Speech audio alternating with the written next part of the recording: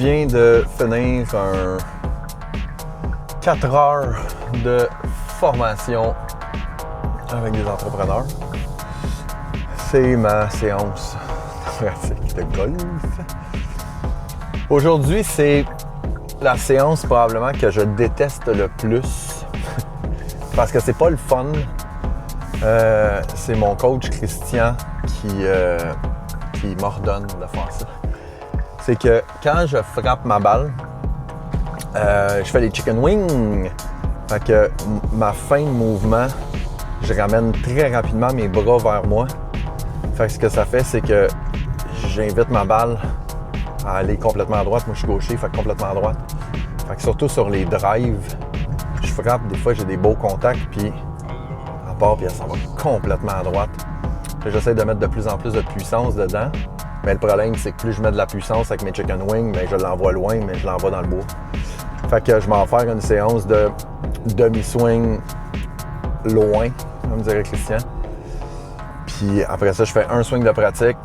Si j'ai réussi à le faire, je peux taper ma balle. Je vais en faire une coupe de ça. Après ça, je vais faire mon réchaud standard, puis on va voir comment ça va aller. Je vais peut-être jouer un 18 ou pas. Fait qu'on verra bien.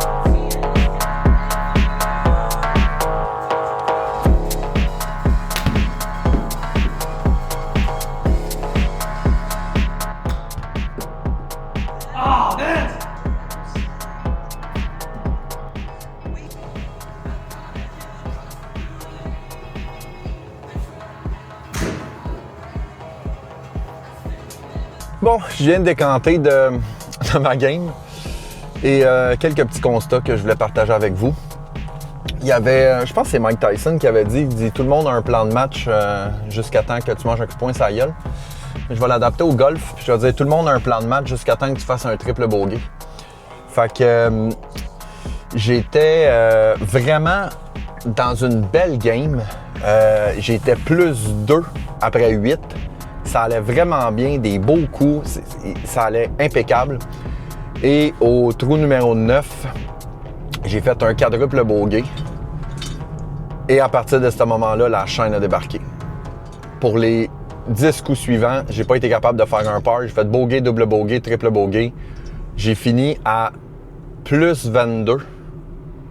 Puis imaginez, j'étais plus 2 après 8. Fait que sur les 10 derniers coups, j'ai joué en moyenne double bogey, catastrophe et tout.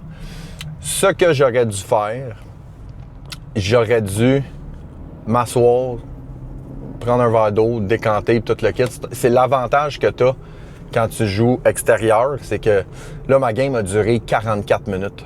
Fait que littéralement, j'ai frappé. J'aurais dû juste dire, OK, slack un peu.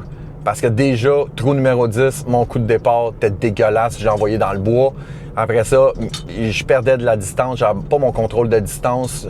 Mon putting était correct, mais ça reste que c'est de l'intérieur et tout. Fait que j'ai très mal géré mes émotions dans cette game-là. Puis je pense que c'est ça le plus gros challenge que j'ai. C'est que je suis quelqu'un de très orgueilleux dans la vie. Puis je m'attends à être bon. Mais le golf, si ça peut prendre 20 ans, puis tu vas encore faire des coups de marde. Fait qu'on dirait que je me fâche quand après 1 an à peine, ben je rate des coups puis je fais des coups de poubelle. Fait que tu sais, je veux dire, tu sais, officiellement, j'ai joué 94. Si tu rajoutes une quinzaine de coups, si j'avais joué extérieur, j'aurais joué genre 108.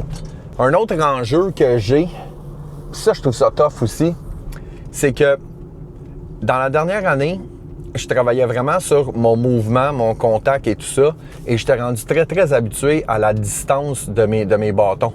Tu sais, je faisais, mon gap faisait à peu près 100, pitching 115, 120, puis après ça, met un diverge de plus pour toute la gang, pour la suite. Et là, j'ai augmenté ma vitesse, j'augmente ma puissance, mais comme je suis pas encore super bon, des fois j'ai un bon contact, des fois j'ai un pas bon contact.